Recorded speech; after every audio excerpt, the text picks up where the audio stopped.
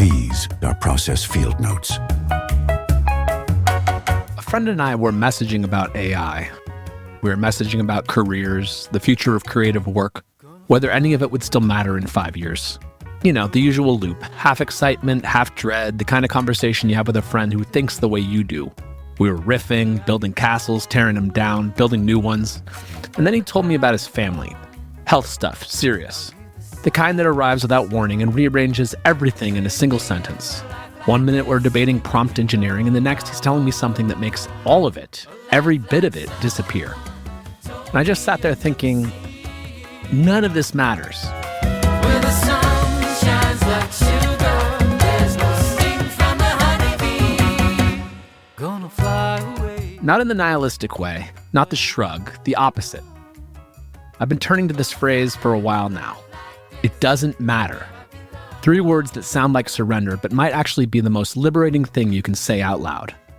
Because once you accept that the most of what you're worried about doesn't matter, the career anxiety, the paycheck, math, the what comes next obsession, you're left standing in front of the stuff that does. Your people. The chapter you're living right now. The sun coming up tomorrow morning, whether or not you've figured out your 5-year plan. So this is a little bit about that phrase, about what it opens up when you stop hearing it as defeat. Thich Nhat Hanh wrote, "The miracle is not to walk on water. The miracle is to walk on the green earth, dwelling deeply in the present moment and feeling truly alive."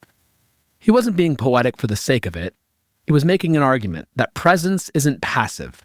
It's the most radical thing you can practice in a world designed to pull you out of it.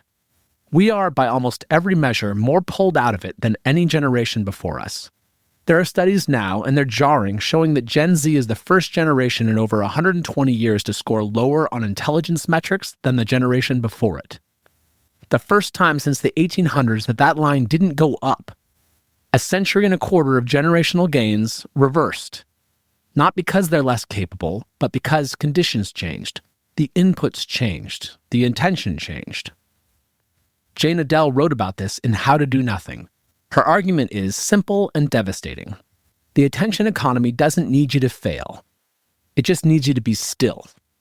It profits from your inability to sit with what's in front of you. Every notification, every pivot, every optimization loop, it's all designed to make presence feel like time wasted. To make you believe that if you're not producing, you're falling behind. And what did we trade presence for? Productivity culture, wealth that moved so far upward it's no longer visible from where most people are standing. We didn't get smarter, we didn't get healthier, we didn't get more connected, we got more anxious, more distracted, and more convinced that the answer is always around the next corner. That if we just scroll faster, pivot quicker, grind harder, then we'll arrive somewhere that feels like enough. Bell Hooks called it a culture of domination. A system that teaches everyone, especially men, that love is weakness and vulnerability is failure. That the only acceptable response to uncertainty is to grind harder. She wasn't wrong. Look around. We traded presence for productivity and got neither. I'm an elder millennial. I say that with the full weight of what it means. Old enough to remember life before all this and young enough to be neck deep in it. My kids don't know a world without screens. My career exists in an industry that might not exist in its current form by the time they're in college. I worry about healthcare. I worry about whether we're saving enough. I worry about what the next disruption is going to look like and whether I'll be standing when it hits. And then a friend tells me his family is going through something that no amount of career planning or AI strategy or financial optimization can touch. And all of that worry collapses into what it always was: noise. What I want is simple. It's painfully simple. I want to wake up with my wife and kids. I want the sun to come up and go down, and I want to be paying attention to what happens in between. I want to live close enough to something real that I can feel it.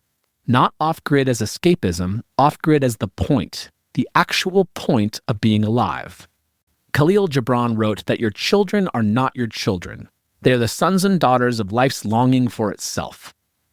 Every time I read that, I feel it in my chest, because that's the thing. They're not mine to optimize. They're not a project. They're happening right now in front of me. One day this chapter closes, and I don't get a second draft. So here's where I've landed. It doesn't matter is not resignation, it's a filter. It's the thing that lets you sort what's real from what's just loud. The career panic doesn't matter. The algorithm doesn't matter. The discourse doesn't matter. What matters is whether you looked your kid in the eye today, whether you told the people in your life that they're great, whether you celebrated something, anything, instead of deferring to some future version of yourself who has it all figured out.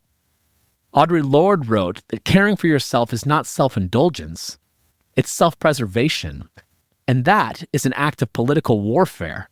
I think she'd extend that to loving out loud as well, to refusing to be embarrassed by how much you care, because the world will absolutely let you be too cool for that.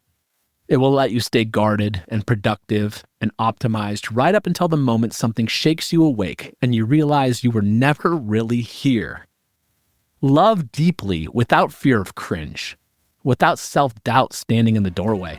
Tell your people they're great, celebrate the wins, enjoy their art, pump them up, all the way up, because all of this is temporary.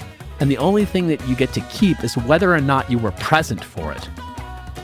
My friend and I finished the conversation, and I don't remember what we said about AI after that. I remember what he said about his family. I went home, my kids were loud, the house was a mess, no one had a plan, and that was everything. These are process field notes.